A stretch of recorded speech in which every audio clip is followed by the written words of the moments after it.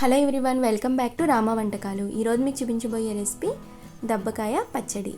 పక్కా కొలతలతో ఈ పచ్చడి తయారీని ఎలా ప్రిపేర్ చేసుకోవాలో ఈరోజు వీడియోలో పూర్తి ప్రాసెస్ని చూద్దాం. అంతకంటే ముందు మా ఛానల్ని ఎవరైనా సబ్స్క్రైబ్ చేసుకునే వాళ్ళు ఉంటే సబ్స్క్రైబ్ చేసుకోండి. శీతాకాలంలో తరచుగా మనకి జలుబు చేస్తూ ఉంటుంది కదా, అలాంటి టైంలో నోటికి ఏది రుచించినప్పుడు ఈ పచ్చడిని చేసుకుని తినండి.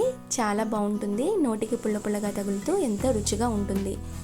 ఈ పచ్చడిని పర్ఫెక్ట్ కొలతలతో ఎలా చేసుకోవాలో చూద్దాం. ముందుగా 3 మీడియం సైజ్ దబ్బకాయలను తీసుకొని వాష్ చేసి ఒక క్లాత్ తీసుకొని తడి అనేది లేకుండా పూర్తిగా తుడుచుకోండి. అలా తుడుచుకున్న కాయల్ని ఫ్యాన్ గాలి కింద పూర్తిగా ఆరనివ్వాలి. చూడండి, అలా డ్రై అయిన కాయలను తీసుకొని వీడియోలో చూపించే విధంగా మీడియం సైజ్ ముక్కల కింద కట్ చేసుకోవాలి. చూడండి, కాయని 2 భాగాలుగా కట్ చేసి మీడియం సైజ్ ముక్కల కింద కట్ చేసుకోవాలి.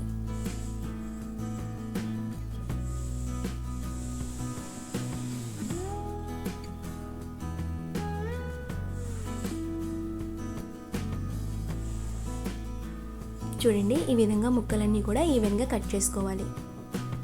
ఇలా కట్ చేసుకున్న ముక్కలని మనం కొలుచుకోవాలి. కొలత కోసం ఏదైనా ఒక స్టీల్ గ్లాస్ కానీ ఒక గ్లాస్ పాత్ర కానీ తీసుకొని ముక్కల్ని కొలుచుకోండి. ఇక్కడ నాకు 4 గ్లాసుల వరకు ముక్కలకి 1 గ్లాస్ ఉప్పు అనేది యాడ్ చేసుకోవాలి. మనకి 4:1 రేషియోలో యాడ్ చేసుకోవాలండి.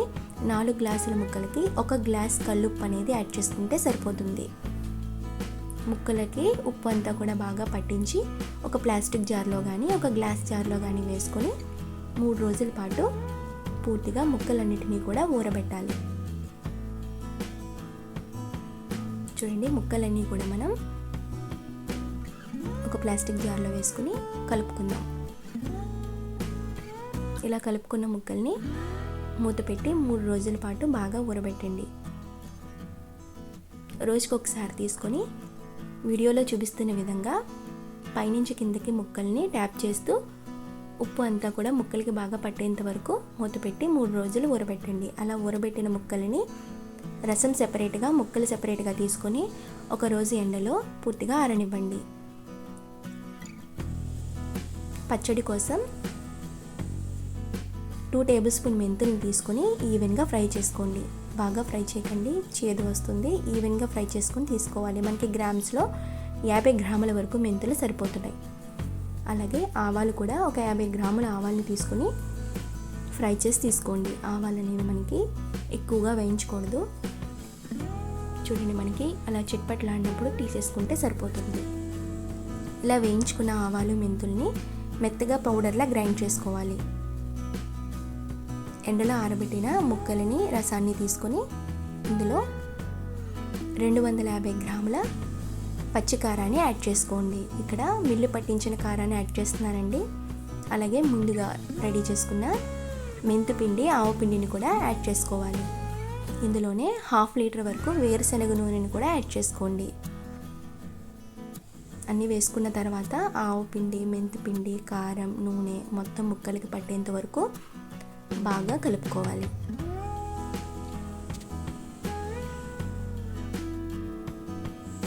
పచ్చడంతా కూడా మనం మధ్య మధ్యలో నూనె వేసుకుంటూ బాగా కలుపుకోండి. ఇలా బాగా కలుపుకున్న తర్వాత పచ్చడిని మనం తాలింపు పెట్టుకోవాలి. 1/2 టేబుల్ స్పూన్ ఆవాలు, వెల్లుల్లి, 2 ఎండుమిరపకాయలు వేసుకుని పచ్చడిని మనం తాలింపు పెట్టుకోవాలి.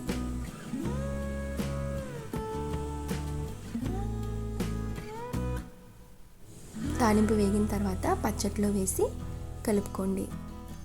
చూడండి, ఆయిల్ అనేది మనకి హీట్గా ఉంటుంది. ఒకసారి గరిటెతో కలుపుకొని కొంచెం చల్లారిన తర్వాత చేతితో పూర్తిగా కలిసేంత వరకు బాగా కలుపుకోండి. ఇలా కలుపుకున్న పచ్చడిని మనం గ్లాస్ జార్లో వేసుకొని రెఫ్రిజిరేటర్లో పెట్టుకుంటే మనకి 1 నెల వరకు నిల్వ ఉంటుంది.